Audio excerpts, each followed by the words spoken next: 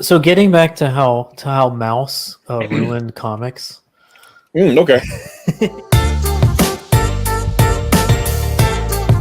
All right, 30 seconds. Your 30 seconds are up. No more boomer music. Ladies and gentlemen, kids of all ages, it is Reese. It is Wednesday. It is time for the Mattriarchy. And as Abigail in the chat has pointed out, it is Superman time. Today, we Valiant 3 and possibly Hutch, if Hutch gets back in time, we'll be joining on to talk about issue number 7 of Superman: The Dawn of DC. And that is Legacy issue 835 or some sort of something or other. I don't know. And 850. 850. There you go. See, somebody's on the ball. I appreciate that, man. And also the annual, which I am excited to hear about because I couldn't find it to read, which makes me a bad fan.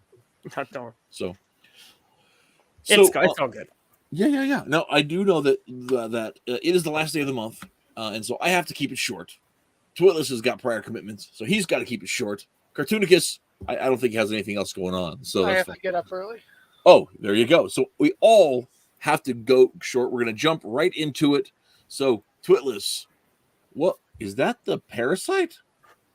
So this is from the annual, which we wanted to use. It is a giant word balloon. Okay, clearly. Yeah, that is Parasite. So and the annual was a weird one for me. And it's got several different artists, as you would expect. And so is it done up like an anthology where it's like a bunch of little stories that kind of tied together, or how the? It's weird because it's less about a bunch of different. It's not anthology. No, it's not. It's one. It's essentially what the side characters are up to, the side plots. And so, obviously, I think it was issue 1 and 2 of this where Parasite was the villain. And so, as this annual gets to show us the rehabilitation Parasite essentially has been under. And so now he is working. I think it's Supercore. But he's basically it's working like a delivery dude, looking really I don't know what to make of this. On the one hand, install microwave ovens. Yeah, custom kitchen delivery. On the one hand, it's kind of neat to show Parasite and to show another side of him other than just being monster of the week. On the other hand, making him look like he works at Google or Amazon.com, I'm not sure if I'm digging that. And this little vignette basically ends with one of parasites that did not get integrated attacking for a moment, and then Parasite's like, "Can I keep him?" What the hell? Okay, like so I'll tell. Okay, let me just say this: if I hadn't read issue 7, right, and this cropped up there, I would be very, very weirded out. But I have some conflicting feelings about issue 7, and suddenly this makes a lot of sense to me.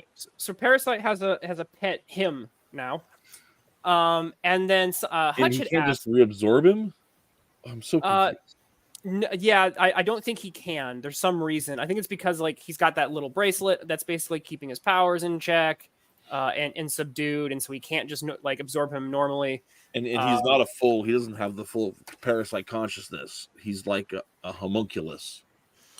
Yeah, so this thing here is just like a pet. So that happens. And then Hutch had asked about what's going on with Livewire. And what happens with Livewire is Lois and Livewire have a moment where I think it's a villain called Red Cloud or something. Okay. And who's kind of interesting, and I think she's from some previous Superman stuff. But she breaks out of Strikers briefly, and basically Livewire pitches in to help. And so because of that, Lois is like, "Hey, us obnoxious girls need to stick together. So I'm going to give you a gig, doing some podcasts or news reports essentially." the main conceit of the issue is Lois basically sending out all of the Metropolis reporters to get stories. And so a couple of them go to Supercorps, and that's where they run into the parasite. Lois goes herself, gets out from behind the desk, goes to talk to Livewire. Meanwhile, Superman, barely in this issue, basically defeats Toyman like off panel. So, because the point of this issue is to kind of flesh out all these B plots. The main thing that I think is relevant is something that actually does touch on our issue for today, which is the fact that we cut to the villains and what they're up to, our Farman, Mr. Graft, and they're currently doing some experiments. They're doing evil science to Lobo. Okay, I don't believe this. Like, what is there an explanation for how this is happening? I mean, so this dovetails. This connects to kind of what we're seeing at the end of our current issue, which is that Brainiac is behind the scenes as well, and he's currently got a bottled city of Zarnia, which is where Lobo comes from, right? And he's using that for his own nefarious purposes. So they're making connections to these. Right, plots. but I mean, I don't believe that Weird Al in a wheelchair could ever capture Lobo under any circumstances. Well, we assume he just caught Superman, right? No. Well, Lex Luthor caught Superman. That's different. I could buy it. They've got the kryptonite claw, and that's been shown to do some weird stuff lately. Right, they have every form of kryptonite, and right, but kryptonite is kryptonite, and Zarnians are not Kryptonians. No, that's fair. I'm just saying that if they have access to that level of tech, is what I'm saying. Is they probably I could, and Lobo's a kind of he's tough.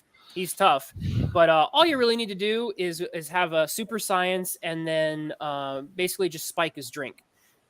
So I don't know. I maybe I'm underselling Lobo a little bit. But, all you have to do I think so. But the thing is they don't explain it. They just have him. And the thing about Lobo is that Lobo is supposed to be like everything about Superman, right? With none of the weaknesses, right? Except he can't fly on his own, and he doesn't have the laser vision. But like in terms of healing, regenerative ability, everything else. So it's one of those things where it's just like I always thought he was not quite as strong as Superman. The fights I've seen, the entire point is he's supposed to be as strong as Superman. The fights I've usually seen is that Superman tends to kind of yeah. Well, it's part of it is like Superman's more disciplined, but also like I mean he kills. He also has entire planet. He also has more powers too.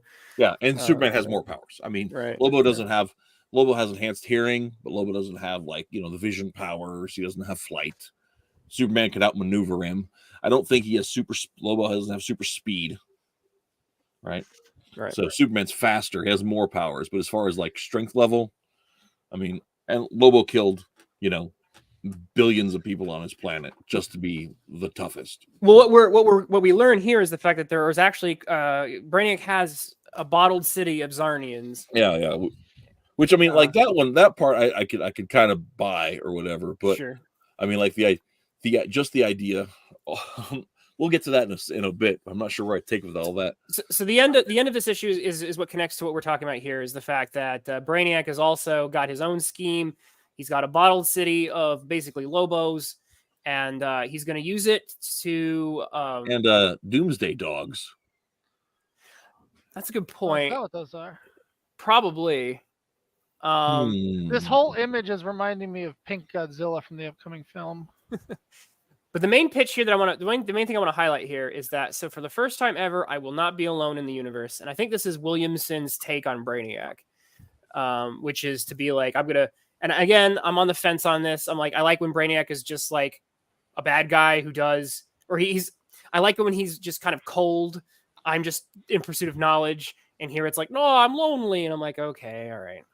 So that's Williamson's kind of thing is to find these angles. But that's basically the annual in a nutshell. So I can. Well, and I will say I like the idea. I like the idea of Zarnia, of the portion of Zarnia being captured by Brainiac. I think I think that works out really well. I find that fun. Mm-hmm. So a bottled city of Zarnians, that sounds fun. So we'll see how it goes. But yeah, and also the one thing about the whole thing you're talking about. On the one hand, I'm like, oh come on, I don't know that I really care about all these backstories in a way that needs all this sort of stuff. It seems kind of weird. The whole vignette format of the annual seems strange.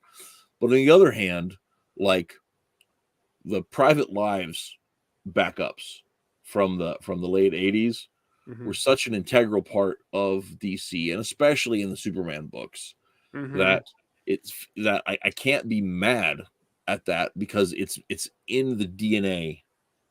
Because a lot of those Private Lives backups, they're from the late 80s, but the essence of them is from the Silver Age Superman books. A lot of that kind of stuff got covered on the page or in between and stuff. And they also did, and again, I'm on the I was kind of two minds of it. On the one hand, it's like Superman annual, Superman's barely in it.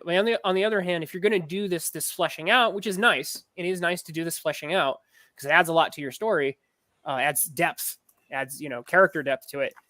It is in the annual, which means that if you wanted to skip it and just deal with the action stuff, you can in fact skip it. So it's fine. Take it or leave it. Yeah, the pet parasite. I mean, being your own pet. I have that's some weirdness. I don't know what to think about that. I'm more on the fence about like I said, Amazon employee parasite, but pet parasite I'm more okay with. Well, yeah, I mean the Amazon employee parasite, the idea that he's got what kind of a job. I mean, because Rudy, what's his bucket, he never was a high functioning guy. So sure, the idea that he'd have some sort of basic Joe job, like I think it was more the outfit that I was like, really. Yeah. What, slacks and a shirt? Come on, that's not. He looks like a San Francisco latte guy, and I'm like, if we're going with Rudy, I'm like, put him in a blue collar. I mean, okay, I can kind of give you that, but I'm saying I can kind of give you that, but I mean, like, he just looks like he works at Target. I mean, that's like, yeah, it's just this pair of khakis and a polo. I think it's generic. He looks like he works at the Apple store. I think it's the aesthetic that bugs me. Well, and I also the fact that his I will give you this though, the little binding collar that he's got on his wrist to keep his powers at bay, which you could obviously tell that's what it was. It does look like hipster man jewelry. So that's what I'm saying. Like, it's the aesthetic. I'll give you that. I'll give you that much on it.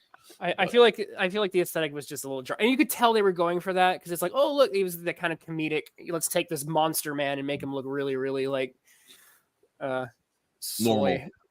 I don't know. Anyway, so Dawn of DC Superman 8 oversized 850. This is an anniversary issue. I think it's extra long. Oh, Hutch, right on time. We're jumping right into it. Yeah, we just got done talking about the annual that I couldn't find anywhere. So, can you hear us? Does he notice we're there? I don't know if he knows that he's... Oh, it's not working. You can't hear us. Okay. Well, I think his mic's working. We can almost hear you, for whatever that's worth. All right, let's... I'm going to pull up stuff. I think Hutch might have his inputs or outputs in the wrong spot. Alrighty, let me share this sucker here. Alrighty. So we're continuing with there's actually Jurgens actually did I think a page or two here, which is always nice. I like Jurgens' art. Can I point out though? There's this page was a just an irritant in the first panel, right? The page as a whole, I kind of get that, but the very first panel, right? And let me go ahead. I'm going to load up my copy so I can read it because reading it off the tiny screen is difficult, and I don't want to do that. Sure. Says, I remember like it was yesterday, which is a great opening. Back then, it is. When I was on my disgusting cigar a day habit. Oh, that's the part you don't like. One cigar a day. is not a habit, nor particularly disgusting. But he's speaking as a politician. Yeah, fair enough. Yeah, Fair this is a enough. political thing. He probably wouldn't say that to himself. Yeah, well, that's just. I was actually chain smoking them. I went through a pack a day. I never actually inhaled. When I was on my disgusting. What are you doing while you're having your single cigar there, Perry? That's so disgusting. It's so that, I'm guessing Williamson doesn't smoke. It's probably what we can. Because I'm thinking if I were writing, I'd probably have to look up a smoker and be like, I'm writing a character who is a smoker. But what? Well, and I mean, put me in your head for a second. Well, how many cigarettes you have in a day? And if they're wanting to say that he's decided to give up smoking, right? That it's just like he's moved past. That's something he's given up at this point in his life. I mean, one cigar a day is not a habit. At that point that's a lifestyle choice. That's not a habit. That's like if you have a bourbon on Friday with supper, you're not a drinker. Well, one thing you're not a teetotaler, but that is not impacting your life in any measurable fashion. If I can derail that point for a second, I wanted to point out that for this issue, they did get some very. I want to pull up the credits page actually here because there's a kind of like a who's who of folks here. Heck, where is it? We've got Williamson. Then we have our Malinikov guy, but then Dan Jurgens. I recognize our cover artist Jamal Campbell. He's previously done this series, but then some variant cover artists. We have Frank Cho did a variant cover. David Finch did a variant cover. Greg Capullo. So they got some, they pulled into their Rolodex. Got a few names in there, which I think is nice. Like I said, it's cool to see Jurgens do, I think, a couple pages in this particular issue. So anytime Jurgens gets work for anything, it's a thumbs up from me. I appreciate that. Yeah. But and let me clarify, which did he do? He did the flashback, right? I think so.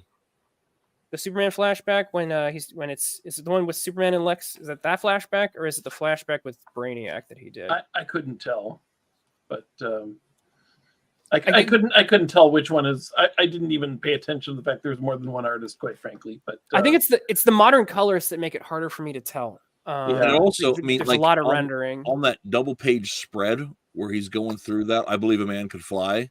Mm-hmm. That might actually be Jurgens in the background. Maybe Jurgens does the flashbacks, like the flashback characters or something. Or at least the ones that are his or something. I don't know. I know that's Malinikov on the bottom right, definitely, because that's not Jurgens, but and in it could be him in the front too, like the whole front piece. I'm thinking about those blue images in the background. Oh, okay, I see what you mean. The way Perry and Superman are drawn here, they look like when Mike McCone was the artist on Superman. They had the big oversized chins and cartoony looks back around 2000, and that's not the way that Jurgens draws Perry White or Superman. So I'll pull up the page that I think is Jurgens in a moment. Sure. But so the basic pitch here is we got Perry White running for mayor, which is again another twist on a familiar character, but it's I don't think it's a twist that I think is out of the realm of possibility, and it doesn't ruin anything, so I think that's fine. The annual also dropped one little thing about that's important to think about for this issue is the fact that Lois discovered that one of the reasons why they can't find any information about Lex Luthor's story about I was Metropolis's first costumed hero kind of a thing is because apparently Perry White buried it, and we don't know why, but Perry White had something to do with keeping this a secret. So he's running for mayor, but there's some secrets. There's going to be some intrigue as he runs for office because there's some connection between Lex's early doings in Metropolis and Perry silencing some aspect of that. Where is this said? Because I didn't see that. It's in the annual. So I just wanted to drop it. That was one detail I just wanted to toss in there because that's probably going to come up at some point. I just thought it was relevant since this is the Perry White moment. The main crux of this issue is an attack on Metropolis by our new supervillain, the Chained, who is using the Zack Snyder Kryptonian attack of lifting everybody up and smacking them back to the ground. So. I again, it's a page like this that shows you what Williamson and Malinikov and so on are trying to capture with the aesthetic of this character. And this is where I have to say I like this image here, where you get this kind of like slender character with these chains. It's a nice looking effect. I wish that those chains had been magical, because again, this being a science villain leads to some kind of head scratchers here and there. But this again, was impressive when Steve Ditko came up with it, for Doc Ock. Right, exactly. Yeah. I was trying not to say, well, basically it's a take on a Dr. Octopus type. Yeah. They should have made them magic chains. That's my personal beef on that. Well, and then one of the things that I found frustrating in this particular scene, or it was not even in the scene. It was in the whole story. Like, when this is happening, and in the dialogue, Supergirl refers to the other super kids, right? Keenan or whatever, Natasha and Keenan, but you never see them. Mm-hmm. They're just talked about, and so it's like, well, that seems like a strange decision to not actually show them, and then the other thing is that, like, in the scene where Superman is in chains, he's there in the thing, he's talking to Mercy, and he says, the Chained is out there because of me. And I'm like, dude, how do you even, like, you're acting like his super, like, villain name is never been mentioned, have anything about it. It's just like, we saw the title page, right? Clark did not. Right. So again, editing pass kind of comes into play here. This moment bugged me again, which is Mercy saying, we need Lex, he's the only one who can free you now. And it's like, you're in the DC universe. Like, there's so many people to call. Right. And Superman knows of so many people to call, including all the other Kryptonians that are currently doing stuff with the Chained Man. So just the fact that I can see, because I write scripts, and I can tell that what Williamson is doing in this scene is he's trying to set the stakes. That's fine. But this needed an editing pass so that they set the stakes in a way that doesn't have you automatically go, wait, what? Why are you saying it like that? Again, if the box had gone on to some crazy lockdown that prevented them from getting any signals out, hey, we're on our own here. And, by the time we even managed to get out, who knows what has happened to Metropolis, you still set the stakes, but you do so in a way that doesn't just have you scratch your head and go, dude, Mercy, like, come on. Like, I can think of a half dozen characters off the top of my head who could probably get you out of this. He could just start shouting, and the others would hear him with their Kryptonian super hearing. They know where he is. Well, and really, what annoys me, Mr. Miracle is literally the god of escaping from chains. Right. What really annoys me, though, is the fact that they set the stakes only to immediately have him so easily get out of them. Yeah. Even so much as denying the idea that it was supposed to be Lex in the first place. Well, what was the point? So there are two things that I had problems with that particular thing. First of all, I want to go back and correct myself. Natasha is the girl Steel. I forgot that for a second, and so I think Keenan is supposed to be he's the Chinese Superman. Chinese Superman. New Superman. But that doesn't make sense because Keenan is not a Chinese name. But whatever. So I never would have guessed out that. But with that, his costume is so much exactly like Superboy's, and that's what confused me for a second. I went back and looked at it, and I was like, "Oh, that's what's going on here." Mm-hmm. And so Natasha looks like an alien now. Well, and her costume is like, that's the weirdest design because it's got like that half hoodie thing, and she's supposed to be like a high tech hero, and her costume just looks like some basic Karen who's going to go work out at Planet Fitness. She's black, so she needs a hoodie. I guess. So some of that is not Williamson's fault. Well, some of that is like these are spin-off. These are like Steel. I think it's called Steelworks is a spin-off, and right. They spun it off of I think Action Comics, which I've been trying to keep up with. Yeah, and so Supergirl's costume doesn't look like Supergirl, and all I don't know. Yeah. There's some design stuff that I'm. So the good news is moving on. To your point, Reese, which I'm going to pull this up now. Again, Williamson knows you're not here for them, so the second that he can, he just kind of like let me sideline as many of those other Kryptonians as possible, because no, I know you're here for the Superman book. I had to acknowledge the other super characters exist. But oh look, the city's in trouble. Hey, entire Kryptonian sidecast, go take care of that because this is Superman's book. Well, see, but that gets us back to the whole escape thing, and that's something that I wanted to go on about. So sure, go ahead. The first thing is the idea that only Lex could do it. Okay, see, that makes sense to me, because the whole they set up in the last issue that this whole jail cell is tied to Lex's company, to his servers. Superman has access to it, not because he's Superman. I mean, not because he's Kryptonian, but because he's Superman, and Superman is the operating CEO of the company. And so he has executive control policy-wise, which gives him super user access to this. So who else has super user access? Lex has super user access. So like, that all makes sense to me. So like if the Super Squad had shown up to free Superman, they wouldn't have super user access, so they would just have to try to demolish the thing, which Superman does demolish the thing, all well and good, but guess where it happens? Off panel.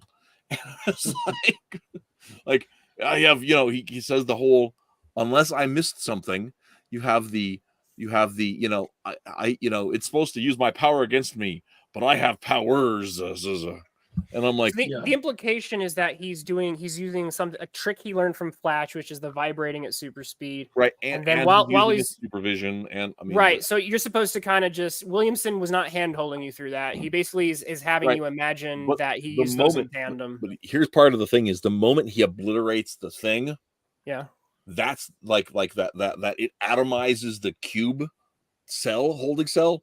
That's the payoff moment. Like, you are robbing the audience of the chance to see the hero do the cool thing by cutting away from that scene. I'm not arguing that happened. I didn't get the idea that he obliterated anything. I just thought he phased through it. So I want to point out that the problem I have again with him getting out of this is the implication. And again, this is again, I think you could interpret it different ways, but the implication that I got was that the cube wasn't necessarily what was locked down. It was the chains, because whenever Mercy talks about why you can't get out, it has nothing to do with the cube. It's the chains are going to basically hold you there. The chains work against you, everything, yada, yada, yada. Mm-hmm. So again, if they'd clarified that the cube was on super lockdown and that would cause some problems, I don't know. Part of one machine. So all of that together is part of one machine. Like, that and that's why, like, I get that you're saying that. I'm saying that the story didn't say that, and that's why I'm left with some clarification problems. So I think we can all agree that once again, needed an editing pass here, buddy. It doesn't destroy the story, but it does. There are some moments where it's like these are critiques, and I think it could be stronger. And the other thing that doesn't make a lot of sense about this whole thing. So we have the whole big scene. Superman's escaped. Superboy has discovered that the chain's powers of tactile telekinesis, or that his powers are like Superboy's powers of tactile telekinesis, and they've got this thick commonality between them, right? So how is the chain flying, right? And how is that makes no sense. Right. Well, doesn't Connor can fly with tactile telekinesis, right? He has to be able to touch something. He has flight and tactile telekinesis. For example, he's able to carry people because he's able to apply those two powers together. My understanding is who's doing the writing. Honestly, it depends who's doing the writing with that one. But like that's my understanding is that tactile telekinesis goes back to John Byrne saying, "When I fly, buildings are it kind of explains why he can lift a ship in the middle and it doesn't just fold in half. He can lift a building from a corner. And so he has tactile telekinesis. They named it when Superboy had it, and it was more externalized. Like he could, touch a wire and it would take shape that he can form with his head. And I have an answer. I have an answer for Reese. I have an answer for Reese. Then I don't know if it's going to satisfy, but it explains why the aesthetic aspect. I think the reason why he's using his powers in tandem with these chains. Like he's basically like the telekinesis for his levitation is him like extending or maybe a repulsion field through those but tentacles. that wasn't I hadn't actually gotten to what I was saying yet. Oh, okay. Oh, so go ahead. Okay, go ahead. Sorry. Because no, that's fine. That's all fine. Because what I was saying that is okay, so you have this, but he's floating, right? He's flying through the space, whatever, but buildings around him where he's in no contact with these buildings around him. The buildings around him that he's separated by hundreds and thousands of feet are collapsing in on themselves. Right. When he's not touching them. Yeah. Right. That's the issue that I had. It's not like he's standing on top of the Empire State Building and pushing it down. Like that would be awesome to see. But no. Right. Right. And that would make complete sense.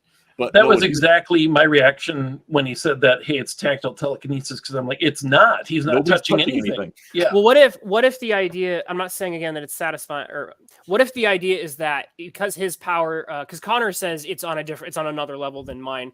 What he can be, I guess, because you're right, it's like tactile, you're not touching it. So the only way that makes sense to me, and I would assume that Williamson might pull this in the next issue or so, where it's like, I can, my sense of touch is that because my power is so extreme, because I'm such a big bad villain, my sense of touch is like normally like Connor has to physically touch it. I can touch it from like a half mile away. Well, and now like whether or not that plays, like that's probably the angle I would imagine that they're going to try. And you could make an argument. But the fact they're not making this argument, they've put so much filler in this comic. That it's I really don't like this about it. But you could say, okay, so he's been in this sensory deprivation chamber for 12 years. And so he felt nothing because he's been in the Phantom Zone for 12 years. And so now that he's not in there anymore, his senses are all on fire, right? And so he was reaching out, he's been trying to reach out to feel something. And so, just like the blind man who his other senses are heightened because he's paying more attention to them. All of this guy's senses are on fire because he's been withheld from anything for so long, right? Like that would be great to explain it that way, but they're A, not explaining it, and B, this dude should be catatonic from having all of these sensations. All of a sudden, he's feeling the entire world, and his brain should be bleeding out of his nose. And we're not seeing those sort of things. There is the blood bleeding out of his nose in the top left corner. But I'm kidding. That's because Superman punched him. But it is funny how you just mentioned his blood bleeding out of his nose. Right. That's his brain, but that's fine. Okay. So wait. That means I didn't even see that somehow. Oh yeah, I see it now. That means Superman punched him and he survived. This guy is more than just tactile telekinesis. No, telekinesis lets you, because they also show, and I love this effect, and it takes a little bit. Again, it doesn't handhold, but when what's her face, Steel chick, Steel hits him, and stops it, and he stops it, and they just have like a sound effect, and I could just, again, if you've watched enough Superman cartoons, you just know that's a telekinetic force field he's got there. That's how he took the shot from Superman. Yeah. And that I have no problem putting. I have no problem putting those pieces together. What's his name? Keenan notices and has a connection with him. I say this guy is some form of Kryptonian. No, we're probably going to find out he's made by the same people. He's not Kryptonian. He's not, and they also explain his. What did anybody? You know what it's going to be? Lex was trying to create his own Superman. Well, hold on, because they actually say his name. Where is it? I thought he was locked up predating Superman's arrival. Yeah, he was locked up predating. He is apparently Sammy Stryker. We all know Stryker is the prison where we put all of Superman's rogues gallery. So, and it makes, again, Stryker's Island and then Sammy Stryker is underneath it. Like, I'll wonder why. So like you can start to kind of fill in some of the details there. Where'd you get Sammy from? It's right there. Wait, how'd I miss that? Perry knows who he is. Perry and this guy have a connection too. So I'm guessing that the connection between Lex being a hero for some time, keeping secrets for Lex, the chained guy who recognizes Perry, and also has a grudge against Lex. These threads are coming together. So they better not retcon it to be like, this was the original Superman before our Superman, and we've never talked about it the entire time in the DCU. He's the Sentry. Well, I get the impression that I'm getting from it is not that he was the original Superman. It's that like this dude was a villain, right? And like part of why Stryker was involved was because his son was acting out like this. So Lex is brought in, and Perry's this horrible thing happened, and the city was leveled, but nobody knew why. And then Perry didn't explain why, and probably to protect things, and it's to protect things, and so that nobody would ask questions about where Stryker's kid went all of a sudden. Right. Oh, he was a runaway. Yeah, that makes sense. So yeah, that's probably the direction that they'll go with it. So for those who are following along at home, that's most of what happens in the issue. But what also happens is our real mad science villains show up. They show up and they're like, join us. We figured out how to break you out so that you could be part of our super villain friends. Legion of Doom. Legion of Doom. That's the one I'm thinking. Come join our Legion of Doom. They orchestrated it. That's the. And then there's the other thing that happens is that here's my other complaint with the issue, right? After this scene, and they sort of kind of stop the devastation, and Farm and Graft show up, and they spirit the chained away, and then we ran, and this moment of crisis is averted with no resolution. Suddenly, we're whisked away to several other small vignettes that set up the future of the story. They're all foreshadowing kind of things. So, now when James Robinson did that at the end of the fourth issue of Starman, I loved it because it laid out the future of this series. So you could kind of see where they were going with it. It was this part of this big story, and it was wonderful. But that happened after we got resolution with the story of David's death, with the story of the missed son, and all that kind of stuff. And so it was in the denouement that this happened. In this story, we're clearly in the middle of something. Yeah. There is no resolution. And I just feel interrupted.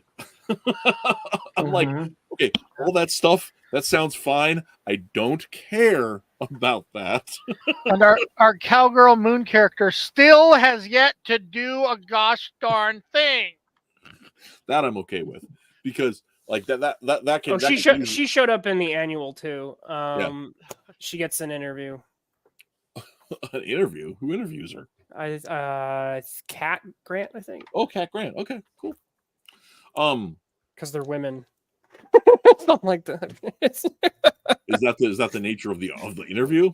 Well, like Marilyn Moonlight basically talks about how I don't want to get an interview because I think the implication is that Marilyn Moonlight is like really old and she's black, and so she's like I haven't had good experiences with getting attention and from society. And Cat Grant basically is like, I'm a woman too. I've had hard things happen. Let's stick together like women. So not then. Start telling secrets about each other behind each other's backs.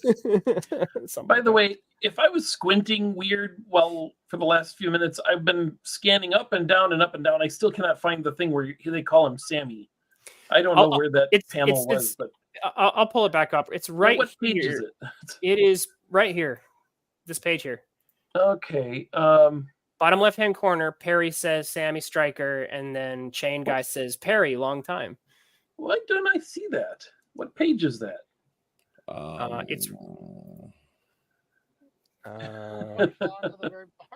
It is page 1, 2, 3, 4, 5. It should be page 6 and 7. 6 and 7. Okay. I don't know how I missed that.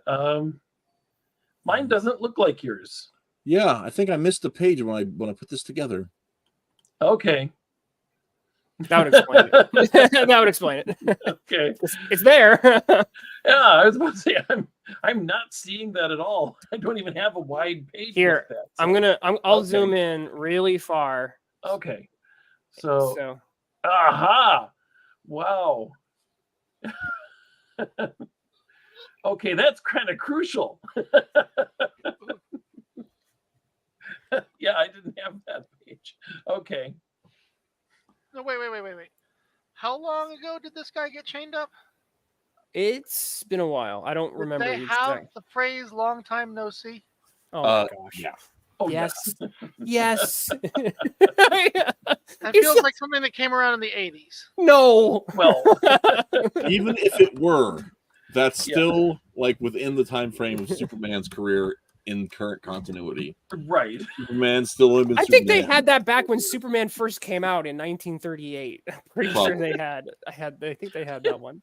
Probably. It would be funny if they unlocked this and the guy's like, ha cha cha, whoopsie doo, 23 skidoo.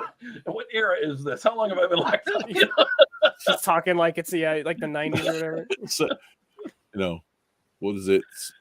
23 skidoo. I can't remember the other one. It doesn't matter. It doesn't matter. Electric Boogaloo. So, a couple other things. I want to pull up the page. Hold on, I have to reset my view here. I think this is when Jurgens starts. I think this is Jurgens. Yeah. It looks like it might be. I think this is Jurgens, which is nice. Again, it was cool to see him do that. And we get a little bit of Lex, and then now go back. Then it jumps to what? Can you go back to that page? I don't know if I don't want to spoil all of it. No. There was a guy who looked like he was Weird Al younger. Yeah. Yeah, that's him. Okay. Yeah, that's the implication. And he can walk. Ooh. Oh, that's right. Mm-hmm. Oh, that's right. That's a good. I didn't catch that. That's a good catch. Yeah, and that's one of the. So that's one of the things that farm and graft. You mean? Farm and graft. Yeah, okay. Yeah. So there it is. He's clearly standing. And here's the issue that I have with this whole thing. So part of this dude's motivation is going to be Lex Luthor's Silver Age motivation, right? I'm in a wheelchair because of Lex Luthor, so I hate him, right? Mm-hmm. But this man is supposed to be some sort of super mad scientist.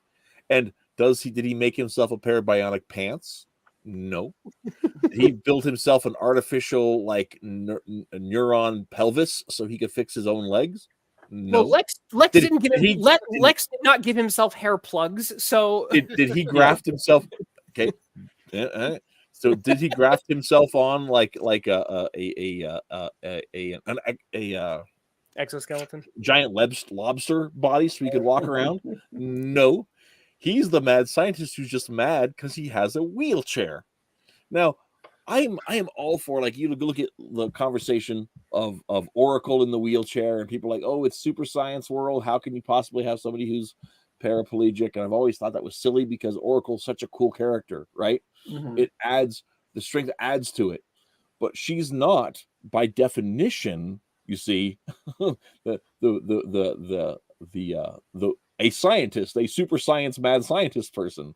Right. There are other things that go into that. She has a more or less normal life sitting there, and so I mean, it makes sense to put that in there. I feel like Bruce would buy her one. Well, and there's been talk about like there was a storyline that Gail Simone wrote, I think, where Brainiac is the villain for this Birds of Prey arc, and Brainiac gives her the chance to have her legs healed, and she's just like, I don't need my legs. I am my mind. My power is my mind, and I like the life I have. I want to keep it.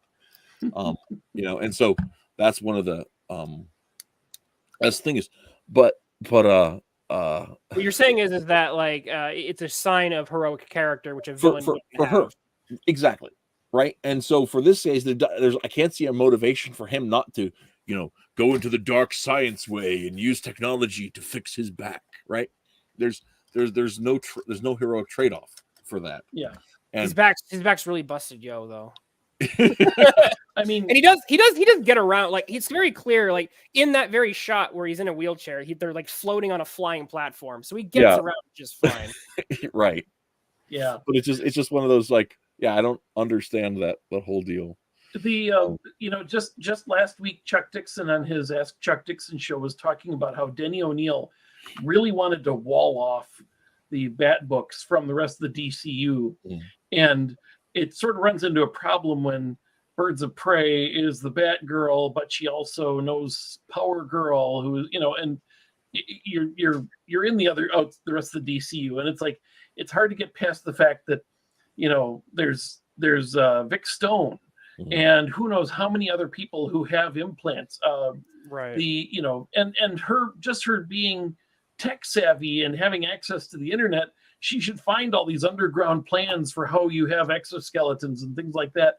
And having I don't need to be cured. We know the real reason is because otherwise there's way too many cures available in the DCU. Right. But they don't want to be part of that sci-fi part of the rest of the DCU. And I think the other thing too is Star in the chat says, if Gail Spoon's case, my disability is my identity.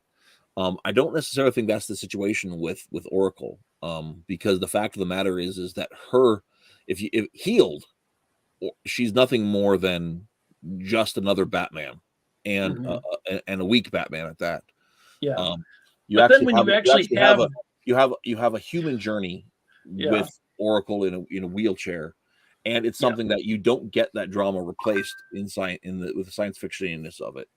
And while you could definitely say, as Gail changed her mind later when they started paying her money to write a healed Barbara Gordon, or it all doesn't make sense to not. You can say that it doesn't make sense to not, but the fact that like Daredevil is blind, there's something to that in the story. With Oracle in the wheelchair, there's something to that in the story. There's a human drama aspect to it. And they've toyed with that with Daredevil too, because there was that recent Superior Iron Man run where he gives Daredevil back his sight through nanomachines, essentially. So they've played with that too. Right, but it's one of those things where like that was a situation where even though it doesn't, and even when Daredevil, even originally, blind kids reading comics in Braille were finding an encouragement that there was a blind hero, even though his superhero powers gave him all of the abilities that sight do. Just the fact that was in there was a situation where, okay, let's have this. I hate to say it this way, representation. They said there's that cliche, representation matters. And I hate that cliche because people misuse it. But the fact of the matter is there's a human drama that is available when we have certain types or certain aspects of representation that is true and honest and human. I'm more okay with Barbara getting healed than I would be with Daredevil. Daredevil was made as a blind character from the outset. Right. So to take that away from him, you have removed representation. That's fair to point out. and I would agree, except that what John Ostrander did in remaking Barbara actually made her matter. Yeah, she was a fun character before. She's a meaningful character after. And that was something John Ostrander, he brought, with so many of the stuff projects he worked on in the late 80s, he brought a humanity to DC Comics that was, I wouldn't say absent before, but it wasn't in the front of the storytelling before. I'm not gonna deny that. All I'm saying is I like sexy redhead Batgirl character. So the fact that I get more of that does not other bother sexy me. redheads that aren't in wheelchairs. All right, setting that aside. Sorry, Mira, Star. Okay. Star wanted me to read a comment. I think it's Lexus baldness is a way to deter gold diggers. There you go. Could be. But so the final thing to mention about this issue, which is important to mention without giving away too many spoilers, is the fact that Brainiac again is also kind of doing some things behind the scenes here. He has a bottled city of Zarnia, and he has now unleashed it on another planet. And this is part of his scheme to, I think he's trying to create life, which I think is tied to Lex Luthor in some way. You got to read the issue if you want to start picking up some of those threads. Yeah, there is a clue that came out of nowhere that we'll probably talk about next time. I think because there was something there that I did not remember that was in that. So we'll have, but I think we'll probably pick that up next time. So there are, and the secret is that, okay, so one of the things about the Zarnians is, as we mentioned earlier, Lobo is supposed to be the last Zarnian. Yep. Because he killed everybody else on his planet. But unbeknownst to Lobo, at some time in the past, Brainiac had snatched one Zarnian city. And so there are, in fact, some Zarnians from the bottled city that go to destroy this planet. I didn't know he had a bottled. I even read this, and I didn't catch that he'd actually gotten them from the bottled city. So the annual also mentions that a bit. The annual says it explicitly. It's in. There are clues in the art about that. That it's actually a bottled city of Zarnia. I had to read it 2 or 3 times to pick up that that's what was going on. Or a bottled Zarnian city. But it is. There are hints about that because he jumps from.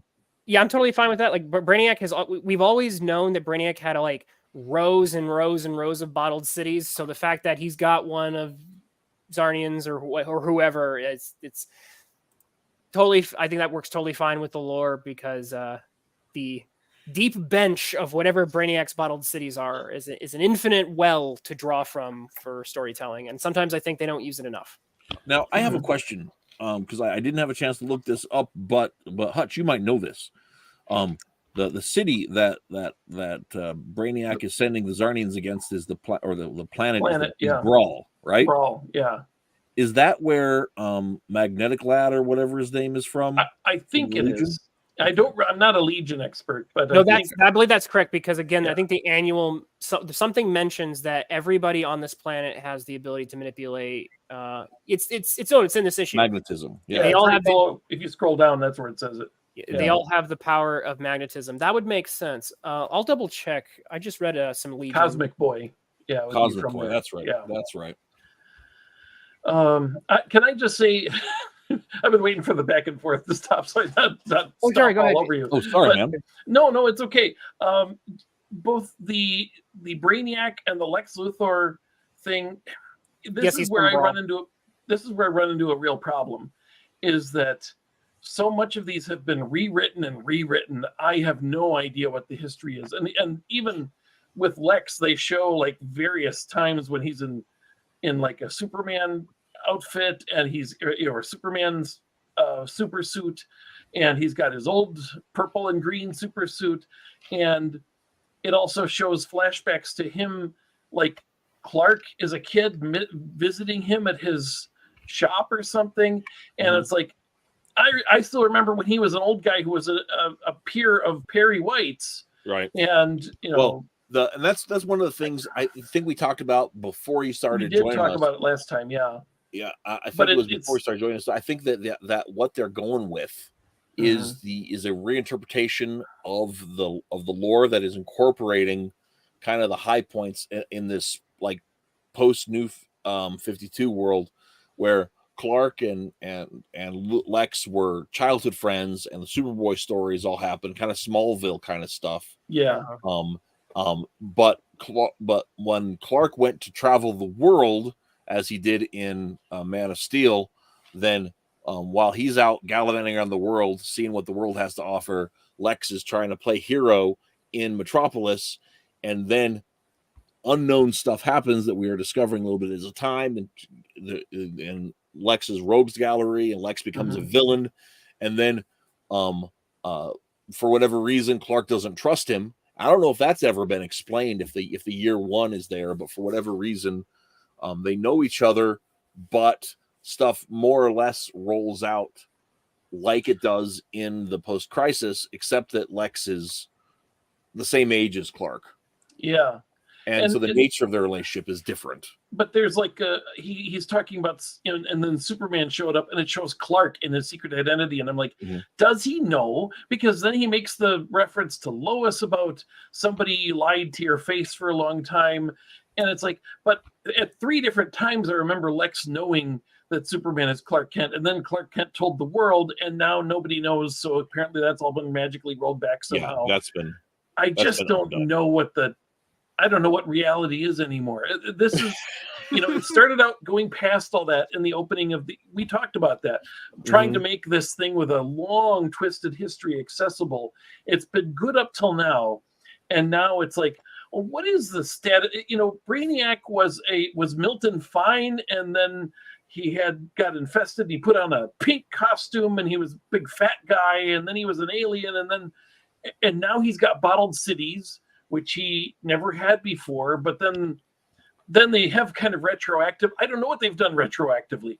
I don't know what his actual story is.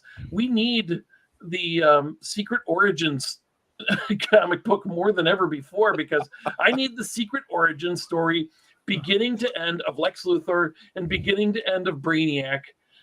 Tell me what has happened so far, because I can't make sense of this stuff. I think part of the Reese, hold on. Go ahead.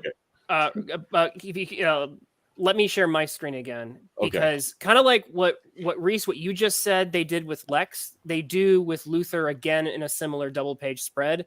And I'm with Reese in the sense that these pages are meant to be your catch up. And you're supposed to essentially look at this and go, these are the elements we're pulling from the history of the character, and this is what we want you to have. Because you have that traditional cover, Superman meeting Brainiac, punching the force field. You see the robots, so that's part of it. There's that one series where they brought Brainiac back and he was a Kaluan again and had bottled cities. That was a more modern rendition. And so you're like, okay, these are some of these highlights of the history that we want you to know for our current edition of the character. I'm sure that doesn't satisfy all the questions, but I think for what Williamson is doing, I think these spreads are what he wants you to basically have. And I think that's basically what he did with what Reese, I think, really picked up really well, is essentially they do that with Lex in that previous spread. It's like, there's so much, right? You'd have to write two additional full-length books to do that. And so what Williamson's, again, we can judge as to how effective this is, but this is Williamson's attempt, I think, to basically answer that for the readers of this particular series. This looks more like looking into hyper time, into things that don't reconcile with each other. Well, that's probably one way of reading it. That's the problem for me. It's the old nerd problem where it's like, no, man, I remember reading the Silver Age books out of quarter bins and the garage sales, and like, okay, that doesn't make sense with what I'm getting on the newsstand. It's not a curse to have to write a story, to publish a story of, here's the secret origin. Here's what you need to know about Lex Luthor. Here's what you need to know about Brainiac. That sounds like a sale. That sounds like an essential sale that you have to have. It's like, I would really like to have them do a Secret Origins that nails down, with all the revamps and everything. It would really be helpful to know what has happened. Just a rough outline, because that makes sense of this stuff. That's an excellent. You know what? That would be an excellent thing to tweet at Williamson. Hey man, longtime reader here. This would be very, very helpful. And even if we didn't get the full issues, even just seeing in a tweet, here's what he's considering canon, would probably be helpful for some old time readers. That'd be a fair thing to ask him. The other thing that I've noticed that I tell you what, man, I miss this. I do not understand how this goes this way, right? But like back in the day when you had moments like this that were like referencing like the deep lore. And you'd have those editor notes. Yeah. Just like, this is from this issue, and this is from this issue, and this is from this issue. So like I recently went through and I saw I watched the Stargirl series, right? And that got me thinking about the old about the Shade. And I found out that James Robinson did a Shade series back in 2012. And so I got the trade for that. And there were some characters I didn't recognize from it. So I looked them up on the internet and found out they'd been introduced in these issues of the Justice League that Robinson wrote. And I said, ooh, Robinson writing the Justice League before the New 52. I got to check that out. So I bought like two of the volumes from those, the two of the trade volumes from those. And I'm just sitting there and I'm reading these and I'm really digging them, right? But I had to look this up on the internet to find out what I was seeing. When I started reading comics, it was on the page, right? So I could take my little floppy with the notes right on it. I could walk into the comic shop and say, do you have this in the bins? And a gruff person would point me into the back, right? So I will say that there are still instances. I remember, I think it was as late as 2016. There were still comics that still put in some editor's notes in some issues. They still exist. But you can definitely map out the fact that the percentage of editor's notes drop off a lot, and there's two aspects to that I think are interesting.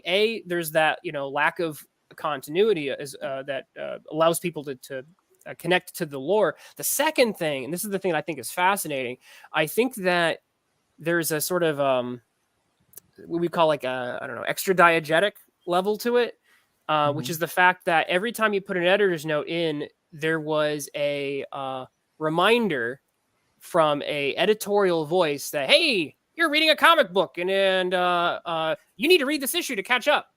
And the moment that comics started to emulate films, here we go. Films don't do this. Films don't pop up and say, watch this. They don't do that in the same way. And comics started really emulating cinema a ton. You'll notice it even in pages like this. There's no gutter. It's full bleed. And so modern comics will use way more full bleed, far less gutters, and because they're emulating film. They will also, even when they do have gutters, they'll have black gutters to make it look like a letterbox, as opposed to white gutters, which would make it look more like traditional comics. And so the overall impact of that effect, and this is something I've actually kind of done a little, it's kind of a pet theory of mine that I've thought about, is in fact that, as comics, superhero comics continue to emulate film, they gain some things out of that. The pages look very bombastic, but they also lose some of that extra diegetic editorial voice that a lot of people grew up basically not just reading Spider-Man, they were reading with Stan Lee reading over their shoulders. Because you'd read a page and then Stanley would go, "Hey, ain't that a funny moment?" He was reading along with you, and so you weren't just reading by yourself passively like a TV screen, and that's becoming less and less of the case. And I miss the editor's comments so much. Well, and the thing about it was like that's I don't know, that made it feel like it invited you into the story, it invited you into the world, right? Can I point out that I was reading some old Justice League comics? I'm amazed how many times it's the Justice League. These are like the main superheroes but we're talking like in the 80s. Everybody knows who's in the big 16 members of the Justice League, but it would say the Atom, and then it would say his name, and then it would say like the Mighty Might, or whatever it was. Ralph Dibny, the ductile detective, and it's like it would explain. It would introduce even Superman, Batman, and Wonder Woman. Just a tiny little box explaining them all. When there's that first splash page and they're all appearing, each one has a little box saying them. And I was thinking just before you started talking about the cinematic thing, it's like, that's what's missing, is that I don't even know who these 4 Kryptonians are. And they all have costumes that, like you said, kind of run together. They look the same. I mean, Connors looks just like the guy from China, and the guy from China had a red outfit before, and now it looks pretty much like his.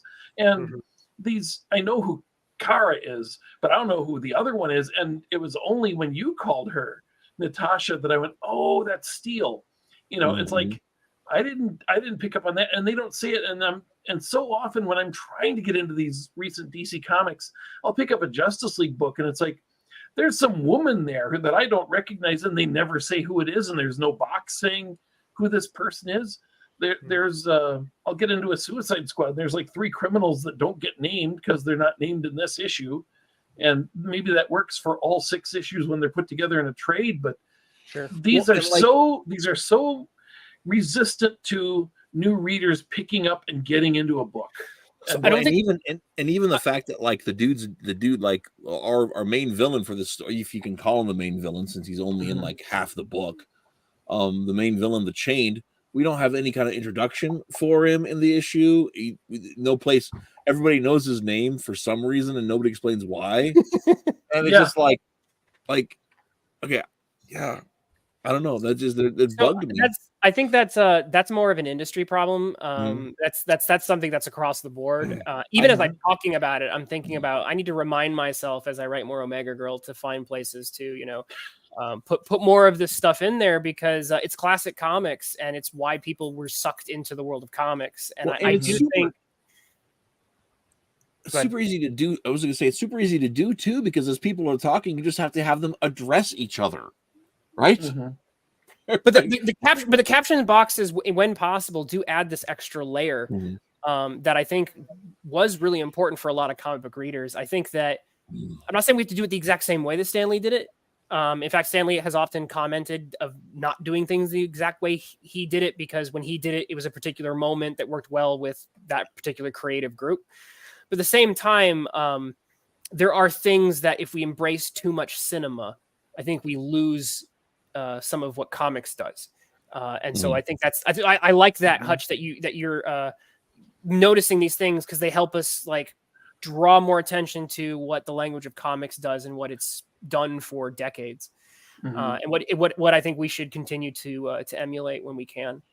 So Matt would remember that I did a How to Save the Comic Book Industry for Fanzine magazine way back when, 1998, 99, somewhere around there. And one of the things I talked about was that even back then, the problem was writing for the trade. And that if you pick up part 2, you don't know what's happening. And they don't often have one of those, here's what's happened last time, because that's going to be redundant when it's all put together in a book. And I said that interior front cover, I know that they use it for advertising, but less and less so. It's like that really needs to be here's what's going on. Here's your list of characters. Here's your brief recap and on into the story, because, that's like the only spot that isn't technically part of the real book. Right. And I think Marvel. I've got a perfect example up right now. Marvel, I think, still does it. They have to when they do X books because there are too many characters. Even if you're following along, you need a little cast page, and so they do that for the X books as pure necessity because there's almost as many X-Men as there are Pokemon. So, like number Green 100 Lantern would also benefit from that, quite frankly. The Green Lantern core book. That's fair. Yeah. Half the time I go, that's a cool character fish thing, and then I learn afterwards after I look up on the wiki. Oh, he's been in like that's Jormundu. He's super important. Tomar Ree. I was just making something up. Well, I was like, I know. The fish-headed man, there's this Tomar Ree. Hey, fish bird. Yeah, he's a fish and he's a bird. He's a fish bird man. Yep. Yeah. So anyhow, but yeah, so the at the end of the day though, I even though I am frustrated, I was frustrated with this book, with this particular comic, I'm still on board to see where it goes. I still really want it to play out. And the story that he's alluding to for the future, I have somewhat mixed feelings about, honestly, because like the idea, I'm not sure I buy the idea of the three Zarnians being able to wipe out the Cosmic Lad's planet. I'm just not sure I buy that. When everybody's got metallic powers and they live in a world full of metal, I'm not sure I buy that. For one, but beyond that, even though there's Zarnians, because I mean, like, it wouldn't take much but for like, a dozen of them to wrap these guys up in a building and hurl them off their entire flipping planet.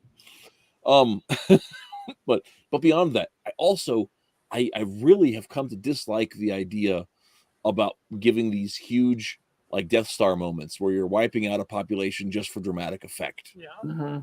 It's just been so overused and so leaned on, especially by DC Comics in the last 20 years, where it's like anything, something. Hutch and I were talking about JSA last week after the show, and just how many times Jeff Johns had a bloodbath happen in the gutters just to justify the next villain for the next story arc. Can I disagree with you slightly? Actually, I'm not going to ask permission. No. I'm going to disagree with you slightly, just for the fact that I'm okay with it in this instance, partially because I feel like Brainiac always gets like, he's supposed to be this like Superman level threat, and all he does is fail most of the time. So I like seeing him flex that skull ship and actually get a win. And so I'm willing to give him a planet off panel for him to wreck some carnage. Well, I can understand that, but the part of the problem I have is they're using an important canon planet and one that I don't really buy. It's like Superman escaping from the chain thing. It's just like, okay, you're cheating us out of seeing the resolution of that, and like, oh no, it happened, really, I swear, it was super impressive. You should have, man, if you had only been there, it'd been amazing. Aside from me just hating that level of carnage, period, the fact is when you're doing stuff like this and you're wiping out entire planets, entire solar systems, or whatever, it's like we've got this little fight going on here on Earth, and 2 buildings almost fall down, right? And elsewhere in the universe, entire races have been wiped out in a matter of hours.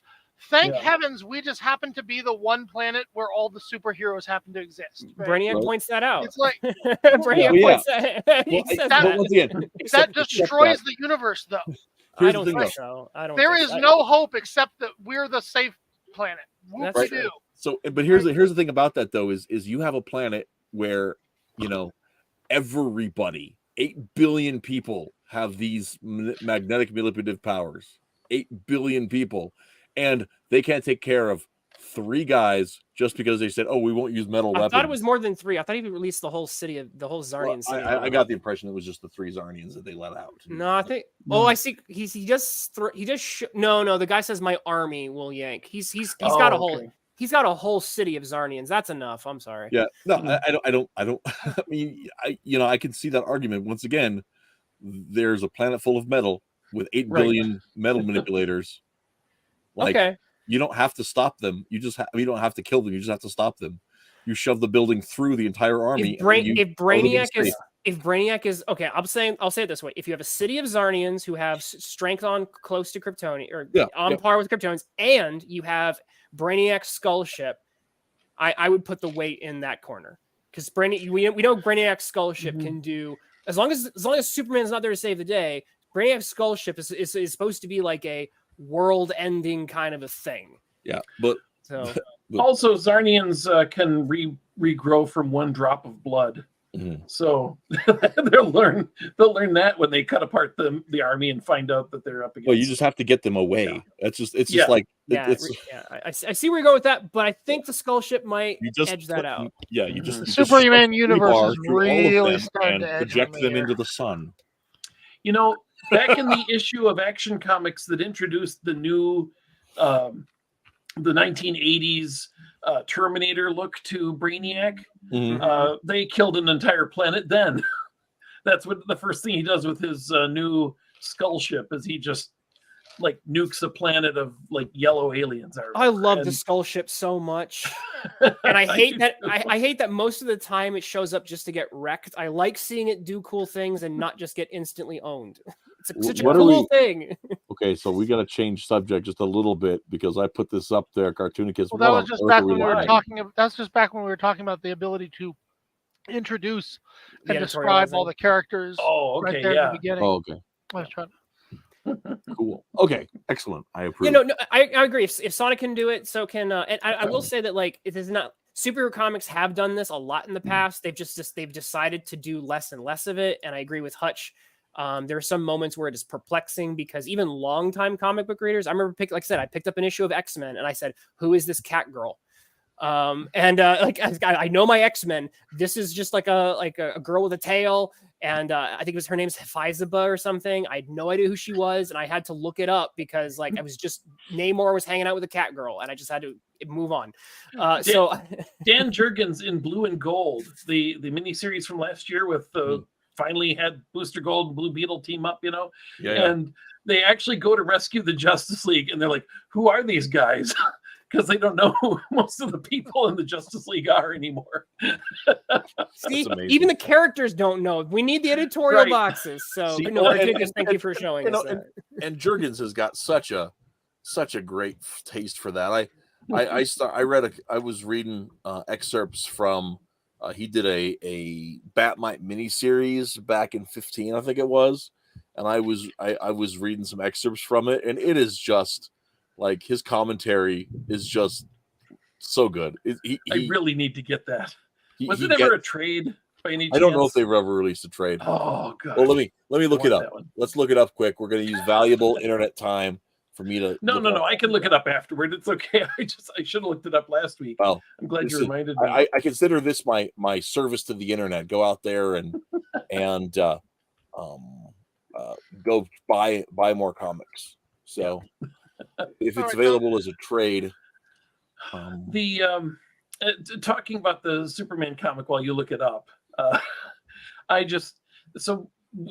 this is mainly just promos for what's going to spin out of this, and like you say, we kind of leave the story hanging instead of having a little like halfway through it's ended, and then you introduce what's going to happen in the upcoming issues, and yeah, I don't think it'll lead to the extermination of the planet that Cosmic Boy is from, but I'm kind of sick of that that 2009 Star Trek thing where they kill off Vulcan before Vulcan should be destroyed. It's like, but we know that's in the future, and that has a whole. I think Vulcan at all. First off, I think this might be. Well, I could go off on a little tangent about the Legion of Superheroes who I think get woefully misused and then abused. While it's a really fascinating comic with some cool stuff in it. That being said, I could see this being a way to work in. Maybe Williamson will end up writing some Legion. He's setting up how Cosmic Boy has got some beef with Brainiac, which would then give him beef with Brainiac 5, of course. So that there's potential seeds being planted there that I would be interested in. Because there's some interesting plot threads if Brainiac, because Brainiac's going to take at least one bottle city from Brawl. So even if the planet gets wrecked, we're going to get at least that. So I don't know. I'm willing to see where he goes with that. So yes, it was collected in a trade. I gotta get it. Same here. Yeah. So it's not even $20. That's great. Okay.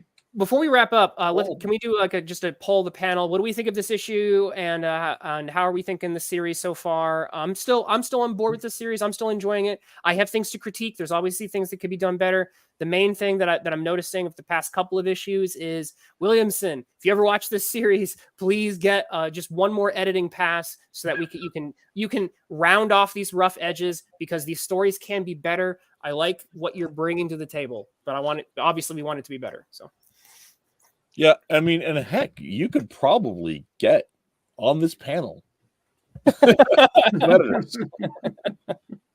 There's, I'm about to have a book I edited, distributed through Diamond this summer. So, there you go. Yeah, congrats. I didn't do that much. Anyway, so here's as far as go ahead. No. Who's next? Cartoonicus? We're like two people in an aisle going left and right to try to get. All right. Oh, okay. Yeah. We'll go clockwise. Yep. There's no picture telling me that he's talking. So Cartoonicus, your turn to go. Yeah, your turn. Cartoonicus. My question was going to be, 7 issues later, and particularly probably after the last 3 issues, do you still feel the way about the comic that you did when we first started? And it was this really novel thing that we were all, especially Twitless, was super interested in talking about because of the uniqueness it was as a comic. Well, first off, let's answer the first question, which is, what are you thinking of the series so far, and this issue in particular? Before we start a new round of questions. You're asking me to answer that? Yeah. Ooh, that's going to be hard because it is a Superman comic in general. And it's going to be hard for me to really, probably harder for me than anybody else to pick out where it may be better than other Superman comics. Just give us your gut reading. because anything I dislike about it, it's the same old crap I've always seen from Superman. That's fine. That's fine. There is one thing I'm going to point out that really hit me. I mean, it was in the last 3 issues, but it hit me that this is a thing in this one. Is that it feels anyway, even if that may not be permanent, that what Reese, you've talked about a lot, that the world can actually move forward and morph as it goes on, that Perry White can go on to be the mayor, that Lois can take his place as editor, that Superman can get married and have kids, etc., etc., etc. So I do like that aspect. Again, whether it'll all be just reset at the end, who knows? I'm not even sure if this is supposed to be canon once it's all finished, to be honest. But it was grabbing my attention. Like, you would think that I'd be like, oh, this is weird, we're messing with the entire universe and stuff, but I did appreciate what feels like growth, like moving forward for a lot of the characters. Superman, as always, feels just annoyingly too strong, and he's always able to take care of certain situations with some cheap thing they throw in or make up out of nowhere. In this particular issue, we really didn't go over it because we kind of skipped over the scene with Lex in the hospital. But anytime it looks, even if I know that it's probably going to be yanked out from under me at the end, like Lex is really turning over a new leaf and beginning to change, and like, I'm all for that. You're going to sucker me in with that every time. So that's the best part of this issue specifically. Yeah, they're pulling his family. There's like Lex has his own family unit, which they're drawing from now. I'm always going to be rooting for that side. So cool. No, that's a good read. I think that's a perfectly valid way of doing it. Hutch, what are your thoughts? Regarding the escape from the box, you don't like that we didn't get to see that, and it does kind of have some of that, oh my, this whole battle between heaven and hell. If only you could see this, it's like, yeah, I'm looking off this way, but you can't see it, that whole thing from South Park. But it kind of has that, but at the same time, I kind of like that Superman just shows up and is like, because I'm Batman, Superman, and I'm here, bam. It's like, he got out, he figured out some way to use multiple powers to get out. Doesn't seem like the kind of thing that Lex would not anticipate, even not knowing about Superman at the time. It's like that, you have to use only one power on it. I would think that anybody would, I don't know. It seems kind of doubtful that would work, but I like that he did get out. At the same time, I don't feel like this story really progressed much at all. He shows up, he attacks, he takes on the super kids, and then all of a sudden it's like, then there's a long talk with Lois, and it's like, I was waiting for this to be the finale. It's a double-sized, it's like you built up 6 issues and now here's the big double-sized finale, and instead it's like, this story is going to go on for a while, I guess. It's like, it's not even near a conclusion. We don't even know who this guy is, what his powers are, what his backstory is. It's like, this is going to go on. Oh my goodness. And then we get sales pitch, which is all well done, good art, kind of intriguing, I admit, but it just seems like you could have used this double-sized issue to really do something. And I don't feel like, it's kind of like they expanded the second half by just taking the regular story and tacking on stuff that could have been done by other people just to make it an extra fat issue. And I don't know. So I'm a little disappointed in that. I agree about the status quo changes. It's like, okay, Perry White's going to run for mayor.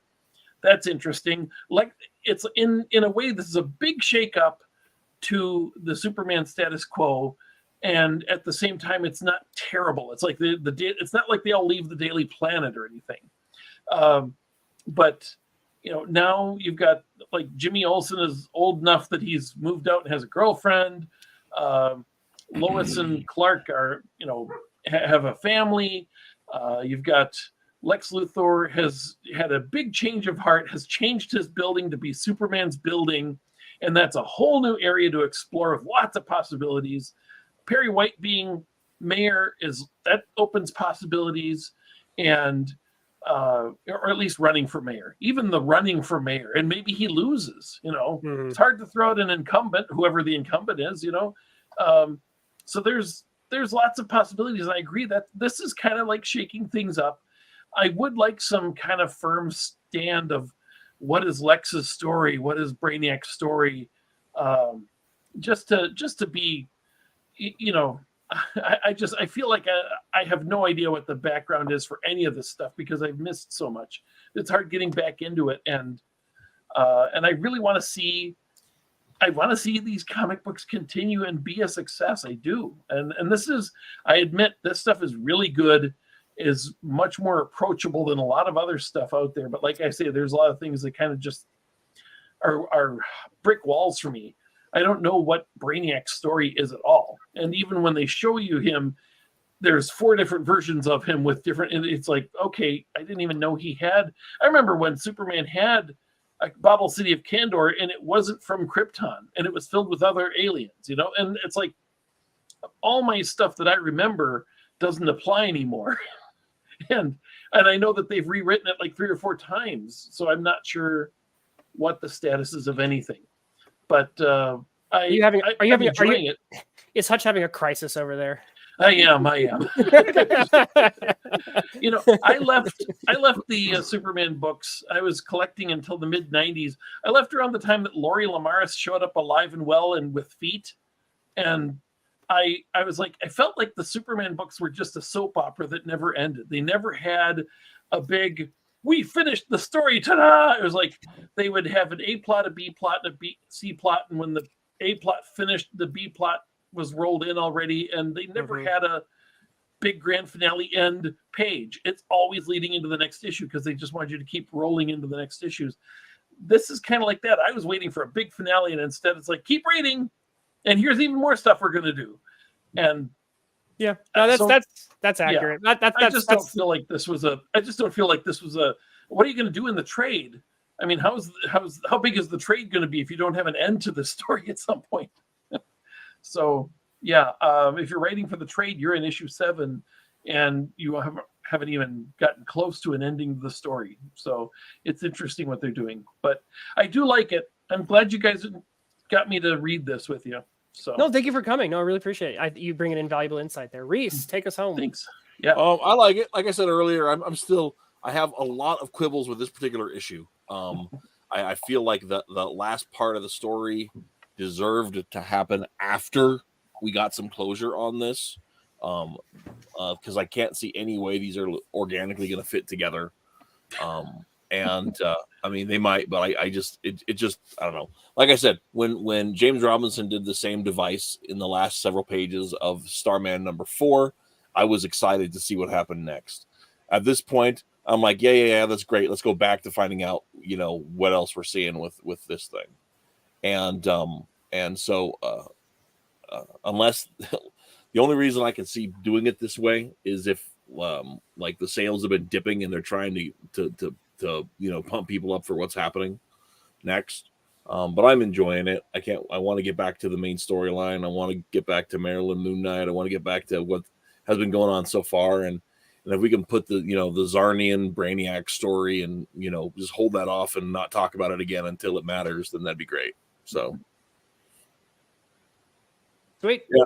But I'm excited. I am definitely still keen on seeing where we go. So. Well, I just wanted to drop it. We had a new person, I think, come in, Customation Studios, say, "Oh, cool, Superman." So nice to see you, Customation. We've been talking about Superman for the past few weeks. We're doing a regular read of Dawn of DC Superman, which is a fun book. And Reese, if you don't mind sharing my screen one more time, since we are talking Superman, any minute now, Adventures of Omega Girl issue 4 will be coming out. This is my 4th issue, and Omega Girl takes on a magical sorceress world that science cannot explain. So get ready for things to get weird. So like I said, any second now that should be coming out. And I think 28 pages for this one. I've got a 24-page story and a 4-page backup. So classic superhero adventure stories in the vein of Supergirl, Superman, and lots of awesome superhero goodness. So check that out. Yeah. Very cool. Very cool. Can I promote something before we sign off? Sure. Go for it, man. Help yourself. My channel, I am at 171 subscribers, and by the end of the month, if I got 175, I'm going to wear a funny wig when I run my next show.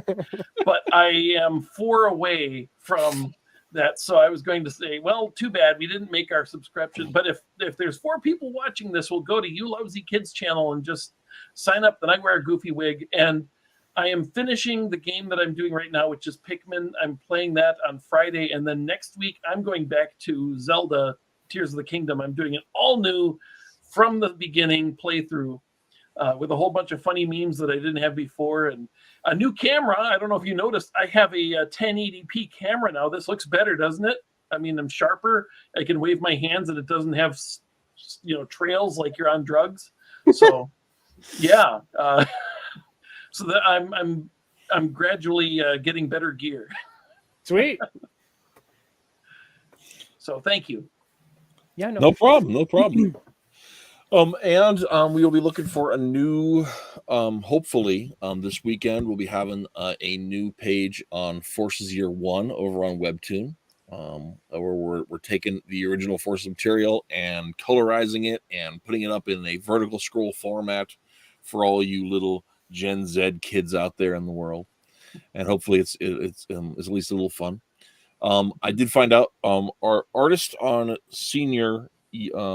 Forces senior year, that's Mrs. H. She had computer malfunctions, and so I'm not sure when her computer's gonna be back up and running like it is, and so I don't have new art for that story right now. So I'll have to see what happens with Breakdown maybe next week to see how it shakes out.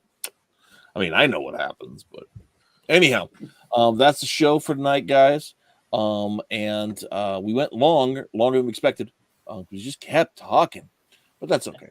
So we'll go ahead and call it here. And everybody, thanks for tuning in. And until next time, get out there and read some comics. You guys have yourself a great week, and we'll see you next time.